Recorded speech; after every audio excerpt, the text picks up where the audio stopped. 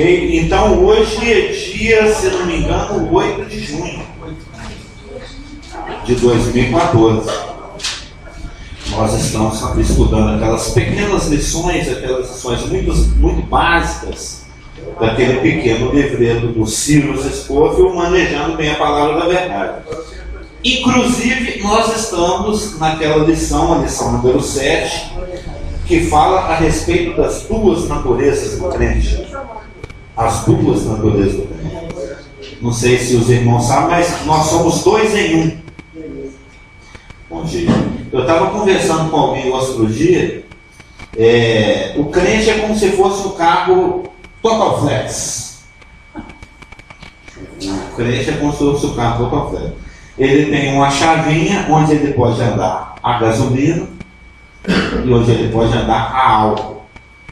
O crente também, ele tem uma chavinha, que é a vontade dele, o arbítrio.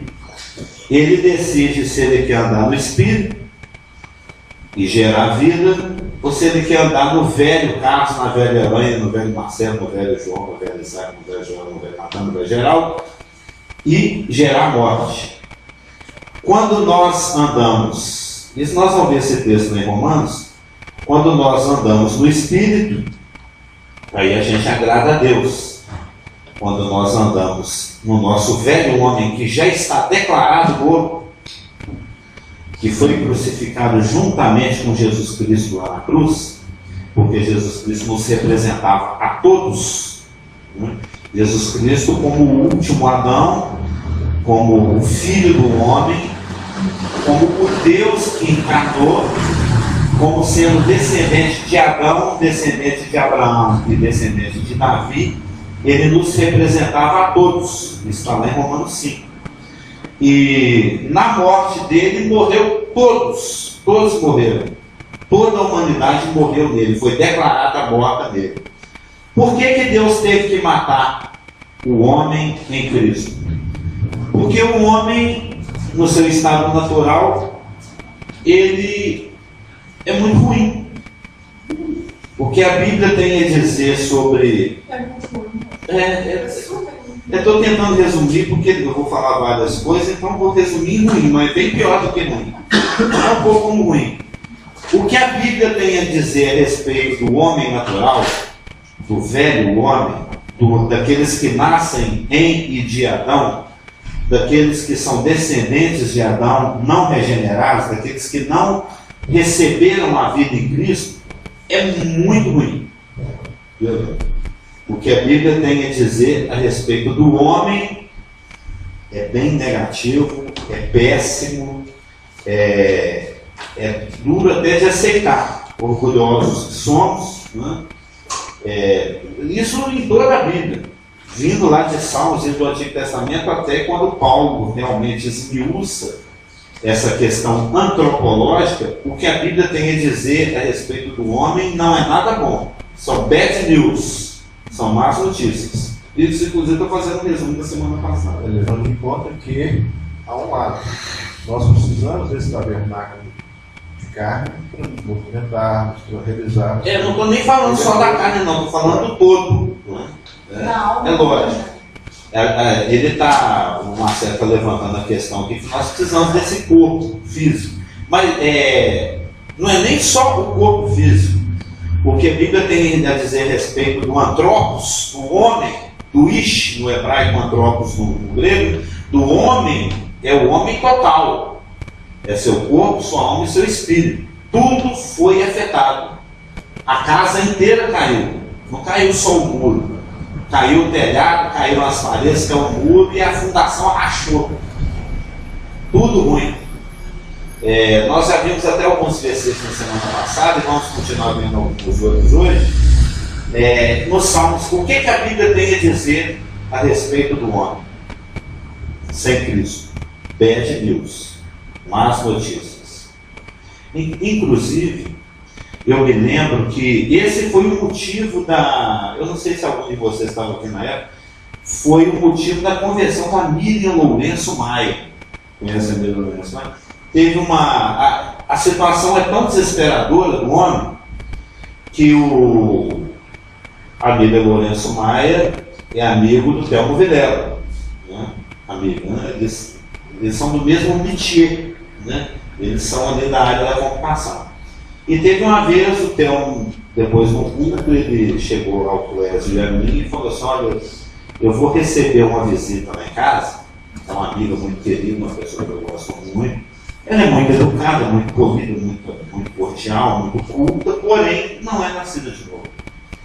E por mais que você seja honesto, cordial, culto, né, simpático, pague todas as suas dívidas em dia e tudo, etc, etc, socialmente fantástico, você está sem Deus. Você não consegue compreender Deus, você não consegue agradar a Deus, você não consegue obedecer a Deus, simplesmente você é morto. Você é injusto, porque a Bíblia fala que não há um justo nem um sequer. Mas ela já era uma pessoa que já estava fazendo indagações a respeito da palavra, junto ao Telmo. Né? Olha, por que é as coisas assim? Ou seja, ela já estava sendo conduzida pelo Espírito ao novo nascimento. O Espírito Santo já estava convencendo-a do pecado, da justiça e do juízo. Ela já estava sentindo inquietações a respeito dessas questões espirituais. Aí foi marcado um dia, é uma prática dessa comunidade, tem estudos, né? Em determinado dia da semana, nós temos toda quinta-feira na casa do pastor Geraldo, teve uma época que era lá na casa da Edna Mara, teve uma época que era na casa do Telmo, nessa época era na casa do Telmo, você nem lembra, porque era muito tempo atrás. Aí o Clésio e eu fomos convidados, a gente gostava de fazer estudos juntos, o Clésio, todo mundo conhece o Clésio, a gente gostava de fazer um estudo naquele estilo estúdio de reportagem. Já viu quando tem dois repórteres, um orador? Foi presa essa manhã a advogada Elaine Filgueiras. Ela era suspeita de estar ligada ao narcotráfico. Segundo outras informações, na sua casa foram encontrados documentos. Já viu aquele negócio que um repórter é um bate-bola, né? Um repórter joga uma informação. Isso é fictício, isso é só um exemplo, né? Bom, vamos mudar. Foi encontrado em sua casa esta manhã o teólogo Carlos Ramiro de Almeida. Segundo informações, pessoas invejosas foram atrás dele, entendeu? Então, pode ser uma coisa, foi assassinado. Então, a gente fazia um estudo nesse estilo bate-bola. Aí nós chegamos na casa do Telmo, estava lá, acho que até o Carlos Augusto era testemunha nessa época. Talvez ele tivesse estado lá nesse dia, não sei, se ele não tivesse desviado naquela época também. Você lembra da conversão da Miriam Lourenço Maia ou Gugu? Que foi um estudo na casa do Telmo Vilela, bom dia, Cida, o dia cedinho. Acho que o Carlos Augusto, talvez, se ele não tivesse desviado naquela época também, ele ia estar lá nesse dia. Aí o Telmo convidou a Miriam Lourenço Maia e ela, né, e outras pessoas estavam presentes. Eu estudo na casa, depois daquele lanche, aquela coisa boa, né? E aí eu e o Clésio fizemos esse estudo no estilo bate-bola de jornalístico, né? E fomos mostrando vários desses versículos, nós vamos ver inclusive aqui, versículos que mostram a situação do homem sem Deus. A Miriam ficou desesperada. Falou, irmãos, o que eu tenho que fazer para ser salvo então? Já que a minha situação é tão crítica, né? Tão péssima e ruim. E aí foi assim que ela nasceu de novo. Eu lembro até no batismo dela, ela fez um agradecimento especial ao Clésio, a mim, em função disso.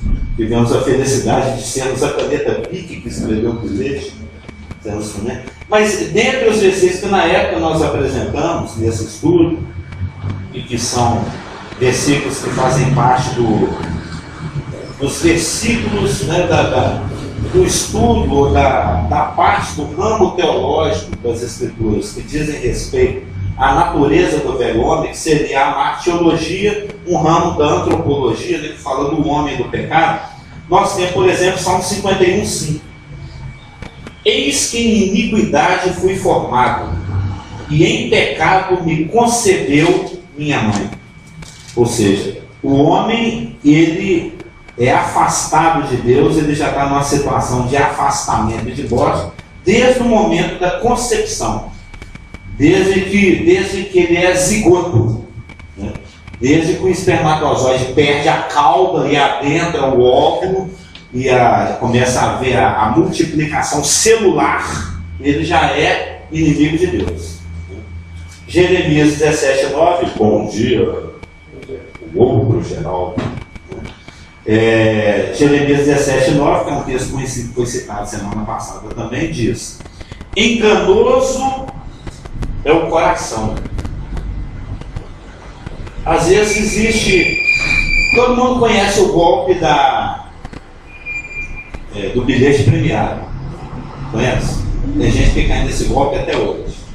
Se algum dia aparecer viu, Isaac, fica esperto. Algum dia, se estiver dentro da loteria, pagando uma conta ou fazendo uma fezinha, né, como se diz, e aparecer um moço assim, fingindo ser humilde, meio sem noção, e perguntar assim: ô moço, me ajuda a conferir esse bilhete. Na hora que você bateu o olho lá na lista e vê que ele ganhou o primeiro prêmio, não fica ganancioso e querendo se aproveitar dele, não, que no final você vai levar tinta. E ele é que vai te passar perto. Todo mundo conhece esse golpe. Esse golpe é da época do meu pai, lá tem 70 anos, 100 anos, é velho. O golpe do bilhete premiado. Eu lembro quando eu trabalhava na Leme Engenharia, ali na Guajajaras com Afonso Pena, perto ali do Palácio das Artes, uma engenheira super culta, super espertona, minha mulher vivida, cinquentona. Ela chegou lá aos trancos. A melhor amiga dela era um outro engenheiro lá, o João Belo de Oliveira, né? Falando: João, eu caí no golpe do bilhete. Falei: que isso? Como você conseguiu? Não sei. Quando a gente assusta, já era. Ela entregou dinheiro, levou o cara no apartamento, ela entregou joias. Que isso? Como consegue cair no golpe do bilhete? Que é uma persuasão, é toda uma situação de persuasão. Todo mundo deve conhecer o golpe. Minha tia deu 4 vezes. Nossa! 4 vezes! Ela vai levar gente lá para o apartamento meu, na época da minha filha. A gente tá rindo aqui, mas se bobear, a gente cai. O pastor geral. De novo. Mas 4 vezes é muito, né? Eu só chega. Eu não sei o que acontece. E ela é esperta. Sim, essa engenheira foi um absurdo ela ter caído nesse. Porque todo mundo sabe, conhece esse golpe. Porque o cara tá lá, ele é humilde, ele é um capial, ele tá com um bilhete. Isso tem a ver com o que nós vamos ver o versículo aqui de Marcos 7, a questão do coração. O nosso coração é tão cheio de coisa que não presta, e uma delas é a ganância, que eu acho que quando você vê aquele número no bilhete do cara e vê na listagem, primeiro prêmio é exatamente aquele número, acho que você fica cego. Você nem vai para ver o concurso, né? Acho que você entra em êxtase, sei lá, a ganância te tampa o olho. Muitas pessoas fazem péssimas coisas na vida em função de dinheiro, né? Na minha família, na família da Margot, tem histórias cabeludas a respeito de parentes que passam a perna no outro, destrói a família inteira em função de dinheiro, de herança. Isso tem na família lá do meu sócio, patrão lá também. Um cara que a família inteira odeia ele. Tem até Carlos o nome, rapaz. Porque ele passou a perna todo mundo. Passou a perna todo mundo, deixou todo mundo sem nada e ficou com tudo. E não está nem aí se a família odeia ele. É ganância. Você que é advogado sabe muito disso. Direito de família, a rebarba do criminal está tudo nessa área. Sim. Não passa a perna. É porque a gente é meio leigo, mas se você adentrar nesse mundo aí do crime jurídico, o que tem de frutos de Marcos 7, 21 a 23, é do coração que procede as coisas ruins, realmente é uma coisa enganosa, é uma coisa, eu já fui vendedor, tinha uma época que eu vendi, você faz um curso chamado de persuasão. Vocês já ouviram falar disso? Ele também deve entender um pouco de persuasão, porque ele já foi vendedor, tinha uma época que era vendedor de consórcio, eu vendia capa mescla de luz. Nem existe mais. Né? Você faz um curso de persuasão. É como você fazer o cara gastar o que ele não pode com o que ele não precisa. É um curso de pessoas. Existem coisas na nossa mente que são manipuláveis. Você consegue manipular o cérebro humano, enganar o cérebro humano, visualmente, auditivamente, com informações. Isso chama engano. Chama engano. Satanás é mestre nisso. Ele sabe muito de engano. Ele criou o engano. Ele criou a mentira. Então existe aquele enganador que tem objetivos financeiros, existe um enganador que tem objetivos sexuais. Eu já tive amigos, já conheci pessoas que eram predadoras mesmo. Eram colecionadores de virgindade e saíam pelos interiores aí destruindo vidas e famílias. São predadores, são pessoas que têm persuasão de sedução. Tem até livros sobre isso na internet. Existe persuasão de vários tipos. Existe engano de vários tipos. Então, se os nazistas foram persuasivos, existem as pessoas que têm o poder de engano em várias áreas, mas o mais de todos, sabe quem é? Jeremias 17, não. O seu coração. O nosso maior inimigo é o nosso amigo no peito. A gente carrega no peito a bomba, o coração. Aquele que tem o maior poder de destruição é o que a gente menos desconfia. A gente carrega ele no peito por aí, para lá e para cá, e até protege, né? Protegendo o inimigo. Ontem até assisti esse filme com aquele Denzel Washington. Eu gosto muito do Denzel Washington. Ele se esconde numa embaixada, ele é inimigo dos Estados Unidos, é um terrorista, mas os Estados Unidos tem que proteger. Né? É Safe House, que chama o filme. E a gente fica aí protegendo o inimigo. Acha que é amigo dele, acha que ele é nosso amigo, mas ele é nosso inimigo. Por isso que o Senhor fala, filho meu, me dá seu coração. Entrega essa bomba aqui que eu desarmo, porque senão você vai, como diz lá na terra do pastor geral, se lascar. Né? Vai se lascar. Enganoso é o coração mais do que todas as coisas. É o que eu acabei de E é tão comentar. enganoso que a gente se convence. Né? Sim, é o bilhetinho.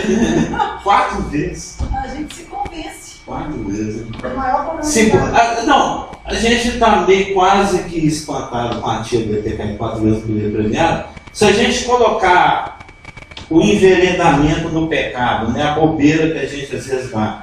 Quantas vezes nós já pegamos esse bilhete premiado nas vidas? Quantas vezes nós já dançamos? No mesmo pecado. Não é nem pecado diferente, não. No mesmo pecado. Cara, é tipo a pessoa que fala mentira, né? Sim. Ela fala mentira, fala mentira, fala mentira. Na hora que ela vai acreditar que aquilo está Sim, sim. aí gera aquele transtorno bipolar. Sim, exatamente. Né? Isso existe. Isso, inclusive, é um postulado nazista, baseado em Maquiavel, Nietzsche e outras coisas. Aí, que uma mentira contada muitas vezes é verdade. Isso está dentro da psicanálise aí do mundo. A pessoa se convence. Que convence. Antes de converter, tinha mentiras que eu contei tantas vezes que eu já cria que era verdade também. Sete caô que eu jogava aí, eu falava tantas vezes que para mim já era, eu já nem contava. Você falou, não, estou contando uma mentira, não, estou contando uma história da minha vida. Para mim já era fato. A pessoa fica tão obcecada, igual o Carlos Augusto falou da bipolaridade, que a pessoa começa a articular uma coisa para aquela mentira se tornar uma verdade. Sim. E aí prejudica os outros, mas tem que fazer aquilo virar verdade. O que é o mundo sem Deus? Né? Teve uma época que eu já li vários livros, convencer os outros para o apoiador, e teve uma época que eu estava muito radical com relação a não andar pelo coração e andar pela lógica. Eu não tinha sentimento. Eu tinha contato com uma pessoa, a pessoa me passava uma coisa, eu não tinha sentimento com relação a ela. Eu tinha o raciocínio. Eu não tinha raiva, não tinha amor, não tinha nada. Vazio, achando que isso ia anular, no fundo, achando que isso ia anular o coração, né? O poder de ação do coração.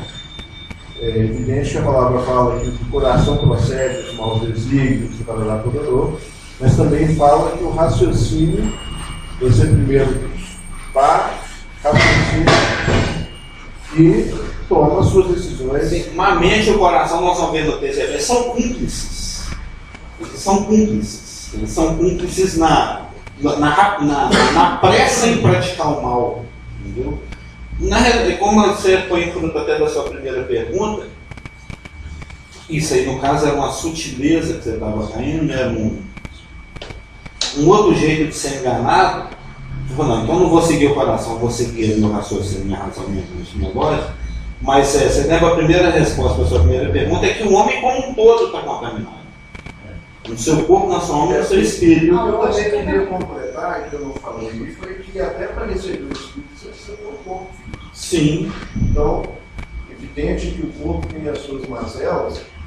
Gostei de mazelas. Como de fato você falou no último domingo, que vem arrastando a velha natureza, sendo uma nova criatura. Mas de qualquer jeito, fica parecendo que alguma coisinha que pode ser aproveitada. Não, nada é aproveitável. Do que é essa coisa. A questão nós vamos ver aqui da regeneração é PT. É perda total mesmo. Mas se não tivesse o corpo, como é que seria isso? Então, sim, mas Cristo vai resgatar o corpo ao mesmo tempo. Isso está lá naquele. Continua lendo lá a Semente da Mulher, que fala muito sobre isso. Mas eu acho que o que tem que pensar também é que quando a gente está falando de pecado, não está falando de corpo, né?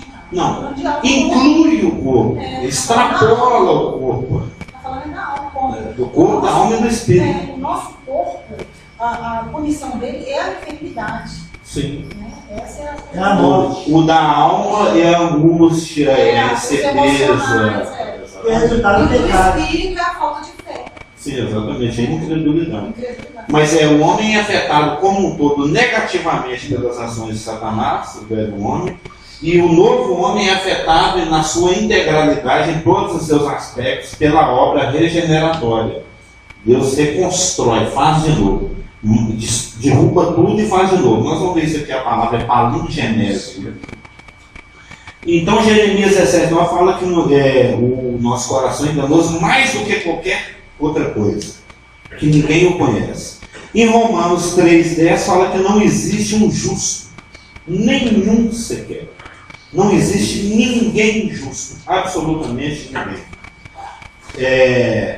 Em Marcos 7:21-23 diz, que é um dos textos que eu estou querendo chegar, porque do interior do coração do homem, dos homens, saem os maus pensamentos, os adultérios, as prostituições, os homicídios, os furtos, a avareza, as maldades, o engano, a dissolução, a inveja, a blasfêmia, a soberba, a loucura.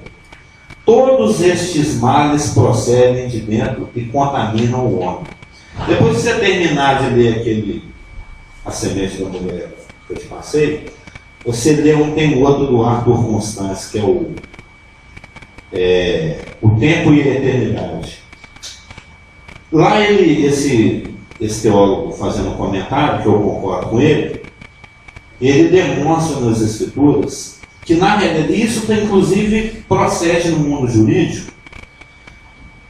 Para Deus, o que conta, o que realmente é levado em conta quando ele vai determinar um juízo, anular um juízo, expedir uma bênção ou deixar de expedir uma bênção, é a intenção do coração. Não é nem tanto a ação. É lógico que a ação também tem as suas consequências e as suas retribuições, vamos colocar assim. Vou colocar retribuição porque no caso do não nascer de novo é juízo.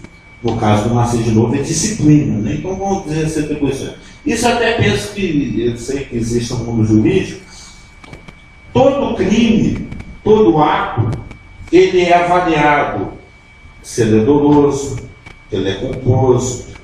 As circunstancialidades vão determinar o agravamento ou não da penalidade. Não é? O mesmo crime ele tem lá 20 prescrições. Tem os agravantes e os atenuantes. Sim, várias formas de análise de um mesmo ato. Pum, enfiou a faca no outro. Tá, mas em que circunstância? Foi sem querer? Foi premeditado? Ele já odiava aquela pessoa há tanto tempo e estava guardando aquele monte. Por exemplo, lá onde meu irmão viveu, lá em Laranjal do Jari, na fronteira da Amazônia com a Amapá, né? As pessoas lá constroem cidades em cima do rio, vão fazendo palafita. Eles vão invadindo o rio com estaca e fazendo casa, né? Então existia esse lugar lá que nem era uma cidade, era um amontoado de gente, né? Que tá, não é nem vilarejo, é um lugar onde as pessoas foram amontoando, ali tinha ouro, aí vão chegando as prostitutas, vão chegando os ladrões, vão chegando os comerciantes, vai chegando o cara que vai vender a cachaça pra galera, o outro vai montar um lugar de diversão. Então é uma terra de ninguém, é um lugar afastado, né? A lei não chega lá. Né? Nem dinheiro lá vale, lá só se faz comércio com ouro. Tem muitos que dinheiro lá não tem valor. Lá o que vale, quando ele vivia lá, quanto você quer por isso? É meia grama de ouro, 1 grama de ouro, 5 gramas de ouro, lá tudo é o ouro mesmo, que é o dinheiro.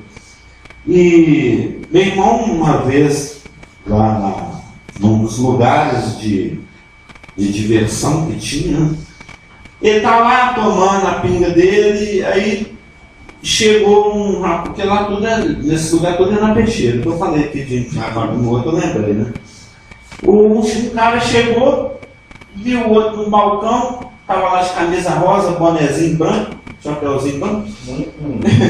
Já chegou, já meteu a peixeira no cara. Aí o cara vira para cá, ô meu amigo, o que foi que você está me fazendo aí? Eu falei, desculpa, eu pensei que era outro. Matou o cara assim, por engano. Esse tipo de crime seria diferente de um crime que ele depois matou por engano. Tem o que mata por acidente, tem o que mata premeditado. Então, o que conta para Deus, isso também conta, mas o que realmente é usado como critério de avaliação para retribuição, positiva ou negativa, é a intenção do coração. É a intenção do coração. Aquele rapaz lá, acho que era o Abimeleque, porque o Abraão contou uma mentirinha para ele, falou, a Sara é minha mulher. É a minha irmã. Aí o rei levou a Sara para o harém dele. Só que antes desse Abimeleque possuir a Sara, Deus apareceu para ele e falou, olha, se você mexer com Samuel, o bicho vai pegar do seu lado. Eu só vou assim com ele no sonho. Deixa eu pegar do seu lado. Não, Deus, mas eu entrei nessa, foi meio de bobeira assim, ué. Você vai me punir só porque eu entrei de bobeira, de gaiaco nessa? Não, por isso Deus vai aparecer com você no sonho. Porque até esse momento a forma que eu vou te tratar é uma. Mas a partir do momento que você é sabedor de que essa mulher tem marido e ela vai ser mãe do meu Israel, então é melhor você não mexer. O cara, ele foi esperto, ele devolveu. Por que você fez isso comigo e contar essa mentira? Quase que eu fiquei com a sua mulher, você falou que era sua irmã, já estava te chamando de cunhado, e você estava deixando. Ou seja, a partir do momento que o Abimeleque tinha aquela informação, ele estava numa encruzilhada. As ações dele seriam julgadas não mais de uma forma, mas de outra. Deus ameaçou a casa dele inteirinho, o reino dele inteirinho, se a partir dali ele agisse. Porque a partir daquele momento ele tinha o conhecimento do ato que ele iria praticar. Então o juízo seria diferente, a retribuição seria diferente. Então a intenção seria diferente. A intenção com que você obedece Deus, faz a vontade de Deus, estou falando no caso do nascer de novo, ou a intenção com a qual você pratica o mal, isso no caso do não nascer de novo, é que vai determinar a forma como Deus vai te tratar a partir dali e te retribuir. É lógico, com maior luz, com maior conhecimento, a coisa fica pior para as suas ações negativas e melhor para as suas ações positivas. E é disso que Cristo está falando aqui no texto de Marcos 21, Marcos 7, 21 a 23. Ele está falando que são essas coisas que estão no coração do homem, só coisas negativas, mas tem umas 15 aqui, é que vão determinar as suas ações. Então, o estado do... Isso é porque a gente não está aprofundando, mas o estado do homem natural sem Deus é desesperador. Porque se Deus julga as intenções com a qual o homem pratica suas ações, e se a intenção do coração do homem tende para isso, homicídio, furto, avareza, engano, soluções, essa coisa, então a coisa realmente não é preta, é nigérrima. O superlativo absoluto de preta é nigérrimo, né? É nigérrimo, é o superlativo absoluto de negro, nigérrimo. É denso, é escurão mesmo. Quão grandes trevas serão, ele não falou isso não mesmo? Mas de qualquer jeito, eu ainda vou cutucar. Sim, estamos aqui para sermos cutucados. Porque vamos partir do início da coisa. Começou pelo. Você fala lá no Éden mineral, falando com relação ao assunto que você acabou de colocar. A questão da minha irmã partiu dele. Do Abraão. Sim. Independente de ter malícia ou não, ele não agiu corretamente, porque certamente você percebe que até a fala mostra isso. Do Abraão. Não, ele não confiava em Deus na época. Ele falou, eu tenho que me proteger. Tudo bem. Mas foi a partir dele. É como se Satanás estivesse falando com o outro. Olha, Deus falou que você não comer aquela árvore, você vai comer, você vai viver eternamente. No caso, Deus apareceu de fato, não sei o que está escrito aí, que ele apareceu para Abimeleque em sonhos e falou, olha, você está com a cabeça presa. Mas ele não puniu, quer dizer, ele ia punir Abimeleque, mas não ia punir Abraão, sendo que partiu de Abraão. Como é que eu queria ampliar isso? A gente não sabe se ele não ia punir o Abraão. Não, mas Deus apareceu para Abimeleque. Então você colocou, não, você está aí, ó, você não falou nada, chamou de cunhado, você não falou nada. Sim, aí a Bíblia fala que ele iria punir com certeza Abimeleque, mas não fala que ele iria punir ou não punir Abraão. Muito provavelmente ele ia disciplinar Abraão. Porque aí eu estou levando em conta a partida da coisa. Sim. Quem lançou a semente foi Abraão. As escrituras não falam nada com relação a Deus expressando o que ele iria fazer com Abraão. Mas pelo que a gente sabe do contexto das escrituras, isso foi até colocado quando a gente estava estudando lá na casa do pastor Geraldo, o aspecto do milênio a respeito da justiça. Você lembra, né? Quando a gente estava estudando a justiça lá no milênio, lá no estudo do reino desse ano, Deus é um Deus inflexível. Ele não... Como é que é a palavra, hein? Quando você sabe que o negócio é errado, mas você finge que não está sabendo ou não está vendo, é contemporizar. Ele não deixa assim passar. Romanos fala isso explicitamente em Romanos 1. Que ele chega junto, que ele pune realmente quem quer que seja.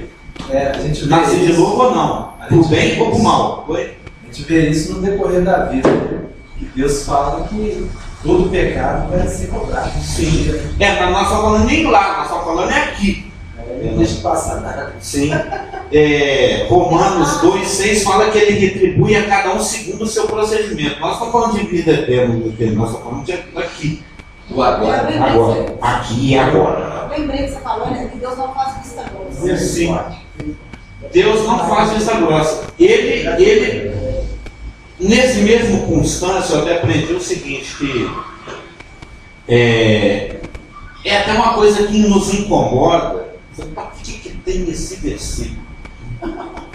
Para que Deus deu uma nota quando ele colocou esse versículo aqui na Bíblia? Aquelas situações, aconteceu com Israel, aconteceu com Nínive, aconteceu em várias circunstâncias, em que Deus fala, aconteceu lá em Gênesis 6, em que Deus se arrependeu do mal que ele iria trazer sobre determinada situação. Todo mundo já leu essa expressão. Isso porque quando as pessoas que não têm Deus nos fazem algumas perguntas, tipo, com quem Caim casou, essas perguntas de pegadinha, eles vêm também com essa pergunta, então tem versículo que fala que Deus não é homem para se arrepender. E tem outros versículos que falam, vários versículos que falam que Deus se arrependeu de tal coisa. Né? São versículos incômodos. Né? Mas um em relação às promessas e outro. Sim. Aí o que eu, estudando essa questão da ação e da intenção, na realidade, esse versículo, longe de fazer com que a gente questione o caráter de Deus, ele confirma. Porque Deus, o que eu estou querendo dizer com isso tudo é que Deus é consistente. Deus é consistente. Ele não arbitra de uma forma, numa situação, e na mesma situação ele favorece. Né? Como aparentemente você está questionando aí. Por que com Abimeleque ele vai tratar, mas com Abraão eu vou pôr um pano quentinho e eu vou dar um jeito. Né? Eu vou deixar passar, não. Deus não transige. Eu só quero deixar gravado, se estiver gravando, que é evidente que eu sou temente a Deus. E Todos nós somos. São questões que Sim. a gente coloca no decorrer, porque o conhecimento está aí exatamente para Não, claro, não, ninguém está vendo. sabedoria, discernimento. Não, também sou temente a Deus. Todos nós somos. Se não o fôssemos, não estaríamos aqui. Um estaria no Parque Municipal pegando as empregadas, outros estariam dormindo, né? Estaria fazendo alguma coisa. Né? Nós somos. Não, porque no domingo meu passatempo era esse, há 50 anos atrás. Muita mulher fácil, eu vou para lá pegar a empregada no Parque Municipal, que é facílimo. Né? Mas como nós somos tementes a Deus, nós estamos aqui reunidos em nome de Jesus. Não, são garotas carentes, costumam ser desprovidas de beleza exterior, né? Então existe uma facilidade. E só para reforçar um pouco, aquela lista que o senhor fez, negativa, Aqui está no Marcos 7, 23. aquilo ali é fruto da carne. Sim, é o coração. Agora Vem a existe natureza. o outro lado positivo, é fruto do Espírito. Sim, é porque nós estamos estudando as duas naturezas. Primeiro a velha, depois nós vamos ver a nova. É isso. A nova tem boas notícias. Good news. A velha é só bad news. É isso. Mas nós vamos chegar lá. Certo. Eu acho que hoje ainda não dá tempo, não, mas domingo que vem nós vamos chegar. Então, onde estava? O que eu estava esquecendo. O Marcelo está fazendo discípulos. É que Jesus, quer dizer, é que Deus não é homem na velha lei, mas na graça ele é homem. Ele é o filho do homem. Isso. Mas na realidade, esse versículo que fala que Deus se arrependeu é um versículo que demonstra a consistência de Deus nas suas ações. Por que Deus falou, Nínive vai para o brejo, vou detonar Nínive? Ele não queria ir, mas foi e pregou o Jonas, a pombinha, né? Ioná. Né? O Ioná foi lá e a galera mudou de comportamento. Eles estavam indo na contramão. Aí Jonas mostrou uma plaquinha para eles: vocês estão na contramão. Eu falei, então vamos seguir a via correta. Eles mudaram de comportamento. Aí a Bíblia fala que Deus se arrependeu do mal que ia trazer sobre Nínive, e esse mal foi adiado por 250 anos, talvez chegar lá na outra época, 200 e tantos anos depois. E depois eles começaram a desgringolar de novo. Deus não está sendo inconsistente quando ele determina que ele vai fazer uma coisa e depois ele decide não fazer aquela coisa e fazer outra coisa. Na realidade, quando as escrituras falam que Deus se arrepende de algo que ele ia fazer e não vai fazer mais, esse versículo está demonstrando a consistência dele com um princípio que está aqui em Romanos 1. Romanos 2, praticamente inteiro. Romanos 2, de 1 a 16. Para as ações azuis, vamos colocar assim, né? Uma retribuição azul. Para as ações vermelhas, uma retribuição vermelha.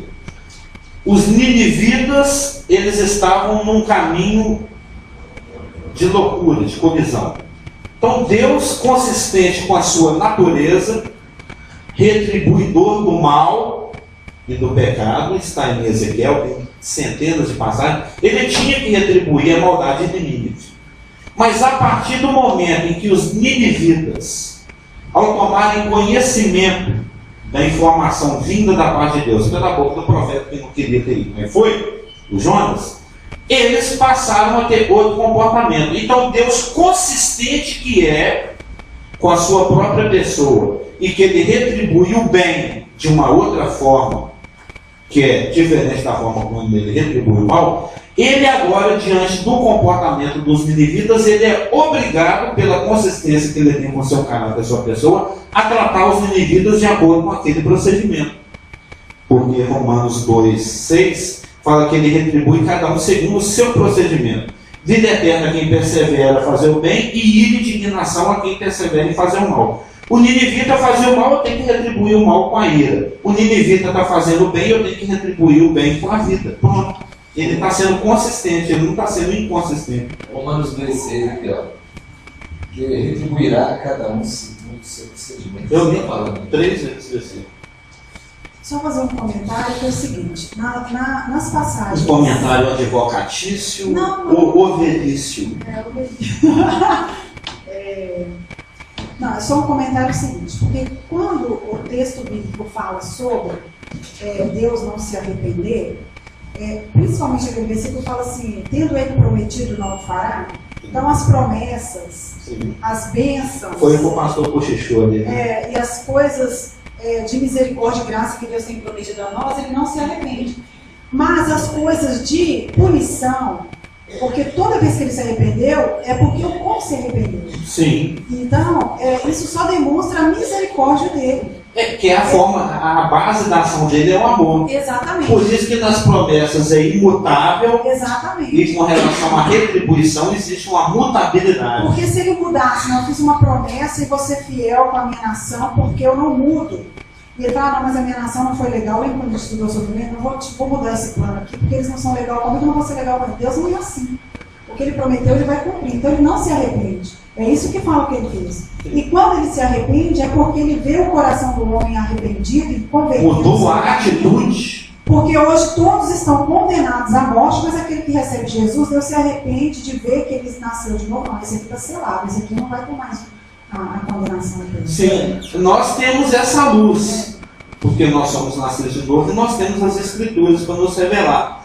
Mas logo no início do nosso diálogo, o que foi colocado é o pessoal lá do lado de fora, que não entende de Bíblia, quando vê um versículo falando que Deus não é para se arrepender, depois vê outro falando que Deus se arrependeu, eles nos questionam. Eles acham que colocar Deus em checkmate. Falam, agora eu peguei Deus. As Escrituras dele existem, erro, incoerência, contradição, mas não existe.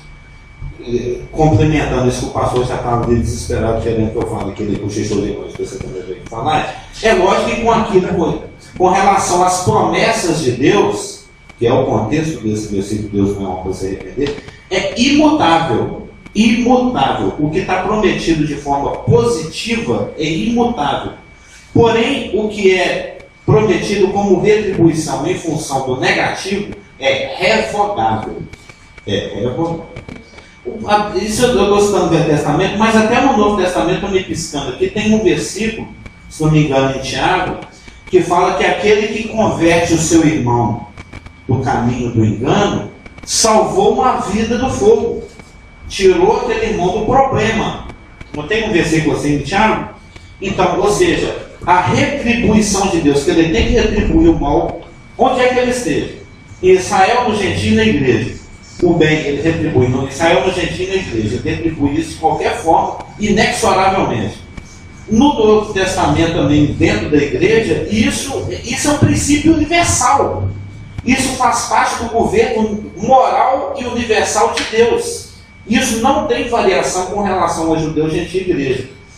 O pecado, ele é retribuído, quer queira, quer não. A não ser que exista uma mudança de atitude. Aí é revogado. E se não me engano, essa situação da Abimeleque aconteceu outras vezes, inclusive, não só com Abraão, mas com o descendente de Abraão. Sim, o Isaac, porque é o princípio da maçã, lembra? Então parece... Debaixo da macieira cai a maçã. Então parece que não houve uma punição, porque houve uma continuidade e o outro também foi mais ou menos, em outras palavras, seria a mesma história. Não, a Deus gente não pode apareceu- falar isso. Não. A gente não sabe se houve Eu só- punição ou se não houve. Eu só tô. Por exemplo, não é só porque você chutou o gato, e o seu pai há 78 anos atrás chutou um gato também, isso não quer dizer que você herdou isso dele. Entendeu? Os dois foram enganados com o mesmo engano. Você percebeu? E o inimigo, você falou, parecia até que era Satanás falando lá pela boca do Abraão, e era, porque toda mentira procede é dele. Mas Abraão foi enganado por Satanás e contou aquela mentira. E depois Satanás bateu na mesma tecla e contou o mesmo blá blá blá no ouvido do Isaac, e ele caiu igual o pai dele caiu. Isso não quer dizer que é porque o Abraão não foi punido por Deus, é que o Isaac imitou um mau exemplo, já que ele fez e passou batido. Eu acho que foi isso que eu entendi que você quis dizer. É mais ou menos isso que você quis dizer? Houve uma descendência de raciocínio. Sim. Pô, como meu pai não deu certo, eu estou repetindo a mesma coisa. Meu pai pisou na bola e passou batido, Deus não puniu. Então também posso pisar. A gente não, às vezes nos falam se Deus tratou com Abraão com relação a essa questão ou não. Mas a gente também não pode falar que só porque o Isaac pisou na bola do mesmo jeito, isso queira dizer que Deus não tenha tratado com Abraão. Eu prefiro pensar que Isaac foi enganado com o mesmo engano que Abraão foi. Porque Satanás, ele não desiste, ele dá um tempo, mas ele volta. Ele, entendeu? Ele vai, essa não funcionou, ele não uso mais esse argumento. Não, ele volta com o argumento para a caixinha. Quando for oportuno, eu bato na mesma tecla. Não vai que cola. A gente estava contando essa história aqui hoje.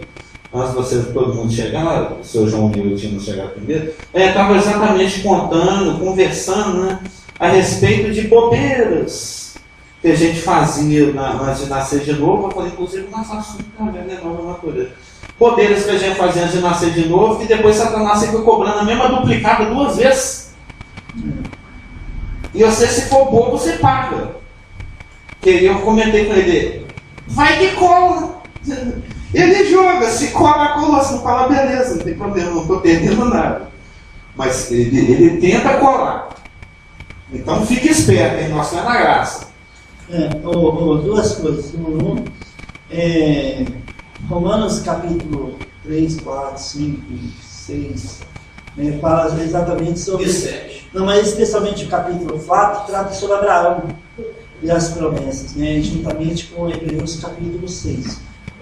A questão é, em Romanos relata que antes da lei, o pessoal não sabia, não definia o que era pecado. Você sabe o que é pecado? Porque a lei fala, não adulterarás, não mentirás, não minta. O falso testemunho. O falso testemunho. Então, eles estavam antes da lei, não tinha uma definição do pecado. Eles sabiam. A não ser a definição moral Moral, da é ciência, claro. né? Então eles estavam debaixo da ignorância. Mas até quando veio a lei, que foi 400 anos depois de Abraão, 470 anos depois de Abraão, mais ou menos, é que o povo, opa, isso é pecado. Mentir é pecado. Dar o nosso nome, desejar a mulher do próximo é pecado. Roubar é pecado. Então que veio a definição do pecado. Romanos fala muito sobre isso. E quanto às promessas, Abraão foi tirado de Ur, ele era um idólatra, ele era adorador de imagens, era um homem, ele não tinha noção do que era certo e era errado. Ele foi um gentio tirado de Ur, e Deus fez a promessa dele da terra prometida, mandando andar, e ele andou pela terra sem possuir a terra. Hebreus capítulo 11 fala sobre isso. Então, mas no capítulo 6 de Hebreus fala da imutabilidade. As promessas de Deus são irrevogáveis. Imutabilidade. Capítulo 6, a partir do versículo 13, e quando Deus fez a promessa a Abraão, diz que não tinha ninguém superior para quem jurar, jurou por si mesmo, dizendo, certamente abençoarei e te multiplicarei. E assim, depois de esperar com paciência, obteve Abraão a promessa.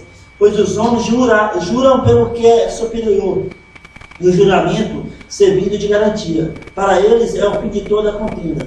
Por isso, Deus, quando quis mostrar mais firmemente aos herdeiros da promessa a imutabilidade do seu propósito, se interpôs com juramento, para que, mediante duas coisas imutáveis, nas quais é impossível que Deus minta, forte alento tenhamos nós, que já corremos para o refúgio, a fim de lançar a mão da esperança proposta. Você está reforçando aqui o que ela falou. Então, acaba-se de ter a resposta a respeito da questão. Ele deu a resposta, talvez sem saber. Pela primeira vez você sai da escola dominical, então, com uma resposta. Porque se a gente levar em consideração que, de fato, ele saiu de Ur dos Caldeus e ele era idólatra, como todo mundo, Ignorante. e vai pela fé, ele automaticamente é justificado. Sim. É o capítulo 4 de Romanos. Então, ele foi justificado. Quando ele chegou para frente de Abimeleque, que não era justificado, era considerado, não era, mas era, podia ser considerado um gentio, Deus então foi para cima de Abimeleque e não para cima do Abraão, porque Abraão, pela fé, saiu de Ur dos Caldeus, então ele foi justificado. Parando depois. De alguma forma, mesmo que ampliadamente, não sei, o Espírito ainda não tinha sido, né? Tinha o Espírito Santo como nós temos hoje. Então, talvez isso então seja a resposta para essa questão. Por que Deus foi para cima de Abimeleque e não foi para cima de Abraão? E também o plano, Não sabemos se foi ou não foi. a promessa feita a Abraão. Não, eu tô, A escritura não fala. não falo, eu sei, não está falando. Mas Estou raciocinando. porque se fosse para Estou raciocinando. Eu sei que o status de Abraão não mudou, porque depois ele falou assim, ô Abraão, ora por ele, tá? O Abraão teve que orar pelo Abimeleque. Então, Exerceu o sacerdócio dele. e outro não poderia conciliar Sara também, quando faz o pacto abraâmico. Sim. Por isso que Deus interviu diretamente. Muito bom te ver aqui, Google. Deixa eu falar. Você está falando do lance da retribuição? Sim. Consequentemente, o nosso proceder. Né? Aí eu estava pensando ali com respeito às pessoas que vivem alienadas de Deus. Sem novo nascimento. Vivem alienadas, não está nem aí. Mas em contrapartida, Deus Nem quer. sabe eles em que tropeçam. Mas em contrapartida, Deus quer que eles estejam aí. Sim. Porque Ele vai dar retribuição ao seu pecado. O salário do pecado é a morte. Por isso ele veio aqui morrer. Isso. Aí eu estava pensando ali, ninguém escapa, porque tanto faz agora quanto mais lá para frente, que você enrola, que você falou, uns 10 anos depois eles pisaram na bola e a punição veio. Então eu fiquei pensando em termos individuais, cada pessoa agora no planeta, que está aí no planeta e tal, que ignora Deus, né? Vive alienado dele. Na verdade, Deus quer que você dê crédito ao que Jesus Cristo fez. Sim. Não é isso? Mas infelizmente essa não é a realidade. Não é a realidade, mas querendo ou não, Ele quer que você, eu e aquele que não reconheceu o Evangelho, não reconheceu Jesus Cristo como Salvador, dê a importância que é merecida a palavra. Sim. A pessoa, porque Deus é santo, ou seja, se você continua a ignorar Ele, quem está perdendo é você. Com certeza. Né? Na questão que eu queria que você falasse também, da pessoa ir para o inferno. A pessoa vai para o inferno, não é porque Deus é ruim, porque Deus quer que ela vá, não. Jesus falou, pelo que eu entendo hoje, Não é que ele quer, você ele vai precisa porque que você ela vá. quis. Sim. Você vai ser condenado porque você quis, você rejeitou. Não é isso? Sim. Você entende assim também? Não, é isso que é o princípio. Porque de tudo que você está falando até agora, aí passa aquela coisa na sua cabeça. Por isso Então as que ele veio pessoas estão aqui morrer. caminhando para o inferno, porque você está rejeitando Deus, está rejeitando a palavra, está rejeitando essa luz. Igual a gente vê aqui, o pessoal está descendo na rua, subindo na rua. A palavra de sabedoria está sendo falada, mas ninguém dá ideia. Ah, mas isso é uma ação do Espírito Santo. Eu fico com o pé atrás, porque eu tenho que dar valor à palavra. Igual você falou também, temor de Deus. querendo ou não, eu tenho que andar no temor de Deus. Sim, mas eu tenho que respeitar.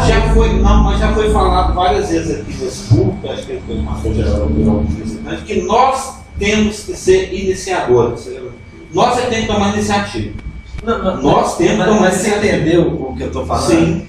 Independente da pessoa que tem paciência ou não, está subindo e descendo essa rua, aqui tem um corpo local, e o evangelho está sendo anunciado, eu não consigo distanciar Deus do homem em relação à responsabilidade que ele tem. Porque um dia ele vai ter que responder. Sim. Você está entendendo o que eu estou falando. A questão do inferno, a pessoa vai para lá, mas mais porque ela quis e decidiu ir para lá, porque Jesus falou, choro e ranger de dente. Não é isso? Sim. É porque ela decidiu, não é porque Deus é ruim, não. Estou certo? Tá certo. Deus, dentro do que foi falando aqui da consistência com o seu caráter, não é que ele quer que o homem vá para o inferno. Ele tem que mandar o homem para lá, em função da justiça dele, do caráter dele, da santidade dele. Mas o desejo dele de que cada indivíduo em qualquer lugar, de qualquer época, é tão intenso de que ele não vá, que ele chegou ao ponto de vir aqui e morrer. Solidarizou, né? Eu estava raciocinando de outro dia, se eu perguntar assim, qual foi o homem mais mau que já existiu na Terra? Tem um de bigodinho que vai ser o primeiro que nós vamos pensar. Um cara ruim. Um cara ruim, pensa no cara ruim. É o primeiro que nós vamos pensar no Hitler, não é? E tem outros. Tem um aí que eles andam com a foto dele na carteirinha de estudante, que o Hitler matou 50 milhões de pessoas. Não é pouco, não.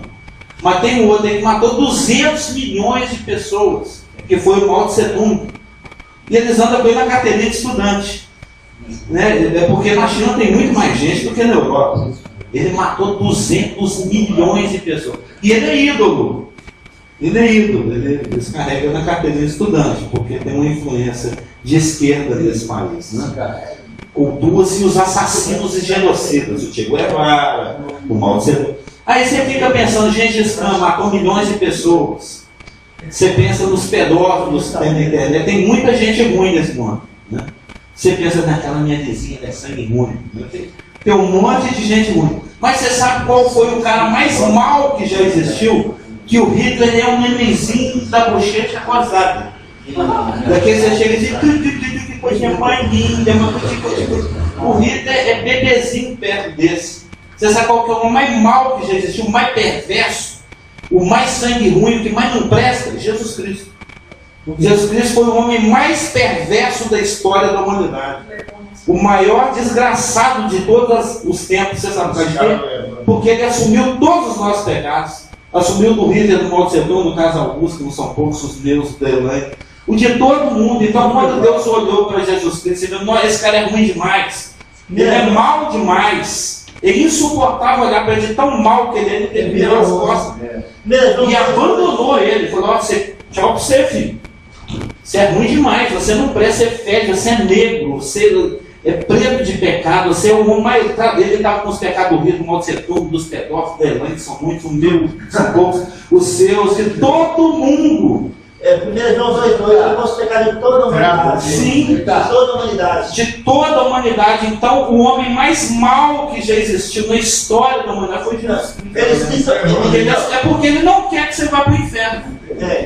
O rapaz ali quer falar, ele está na frente. Não, isso que você falou, porque eu estava conversando com o Marcelo, a gente estava na casa da Marta, aí ele falou isso que você falou, que o maior pecado que existe na face da terra é rejeitar Jesus Cristo. Sim. Que segurou essa onda.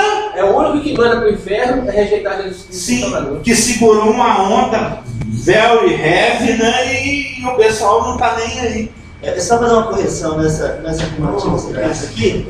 Só uma correção aqui no que o Carlos falou. Um adendo. Jesus ele não foi mal. Ele se tornou. Ele se tornou mal. Naquele momento na cruz, ele se tornou mal.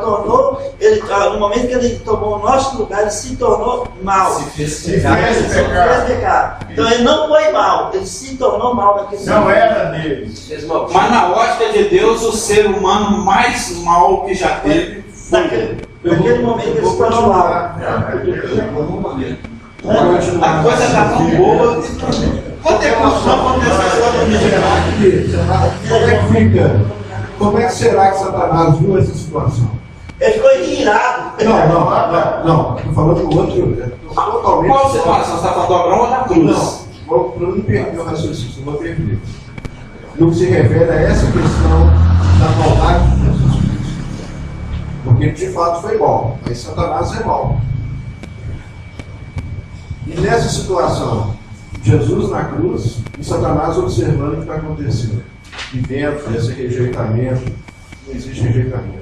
Rejeição o abandono do pai, né? Tem essa questão, porque como é que fica isso, né?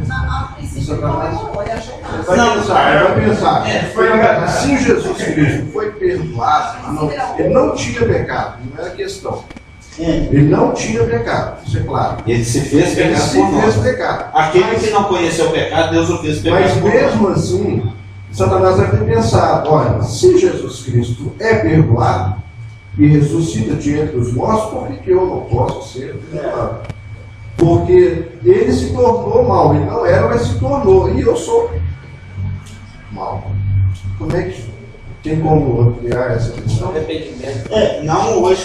Só para concluir por causa do horário, já é 10 horas, naquele momento a cabeça do diabo foi literalmente esmagada. Né? Porque literalmente, no momento que o sangue de Jesus derramou, toda essa maldade foi, toda essa negritude do pecado tornou branco como a neve. Por isso que ele foi perdoado. Entendeu? Porque ele pagou. Então, ali houve a justiça de Deus, foi literalmente satisfeita. A questão de toda a maldade do homem, o sangue derramou, e agora nós aqui estamos livres dessa condenação do pecado, mais alvos que a neve, apesar de que ainda temos a natureza pecaminosa. O véu que separava, que condenava, eu creio que Satanás ficou em tilt. O lance estava no sangue. Ele ficou assim. O lance Por que esse cara fez isso? O lance estava no sangue mesmo. Sim. Era no sangue. Foi derramado, a maldade foi para fora e ele se tornou branco. Mas a Bíblia não fala, mas qual é que Satanás estava lá no golpe nesse momento. O momento mais importante da história, ele não ia perder esse show. É óbvio. Também. Mas eu penso que ele ficou chapado. Te respondendo. A Bíblia não fala. Ele ficou assim. Qual é que é desse cara? Segura essa onda de bobeira assim, sem precisar. Em relação ao que o Marcelo falou, porque se ele está ali como um maldito, foi perdoado, por que eu não posso ser? Uma vez eu lembro que o pastor Marcos explicou uma vez que os anjos se rebeliaram contra Deus, eles não podem ser salvos, ser redimidos, porque a decisão deles foi feita na eternidade, que é diferente daqui. Entendeu? Ele é alguém enganado. E foi espontâneo, não foi fruto de engano. A decisão dele foi feita na eternidade. Ele é eterno, porque Deus faz eterno, né? Ele está dentro daquele momento que nós conversamos naquele dia agora. Então, só para fechar, eu gostaria de ler, para fechar a questão do velho homem, e fazer uma ponte para a semana que vem, falaremos do novo homem, né? Eu creio que tem um versículo aqui que faz bem essa transição, que não está no escopo, mas eu amo esse versículo. Eu gosto do livro de Tito. Eu gosto.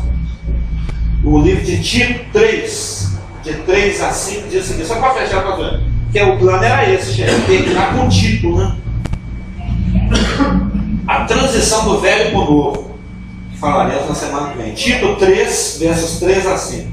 Pois nós também, outrora, éramos sem noção, nécios, desobedientes, desgarrados, éramos nécios, sem noção, éramos desobedientes, éramos desgarrados, escravos de toda sorte de paixões e prazeres, vivendo em malícia e inveja, odiosos e odiando-nos uns aos outros. Isso é muito sutil.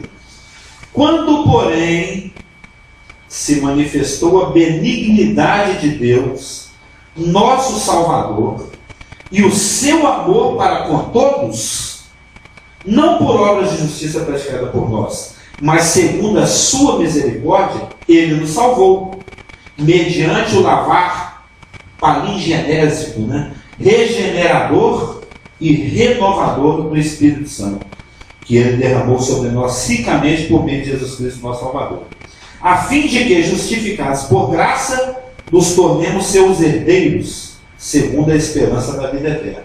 Então, na semana que vem, nós vamos ver exatamente o que já foi até comentado aqui, que Deus não faz uma reforma no velho homem. Ele não aproveita, não dá para aproveitar os tacos, os azulejos, não é toda a reforma, dá para aproveitar a telha, a gente lava ela, tira o limo, né? E aproveita a telha, não. Demoliu tudo e regenerou. Regênesis. De novo, generator, generar. Gênesis, gerar. Ele gerou de novo, ele pariu o homem de novo, ele fez outro João. Aquele João lá jogou todinho no lixo. Eu vou fazer um João novinho. Não vou aproveitar a telha, não vou aproveitar. Semelhante com o outro. Muito mais bonito, inclusive, né? Muito mais luminoso, shinoso. Amém? Vamos orar, já está quase.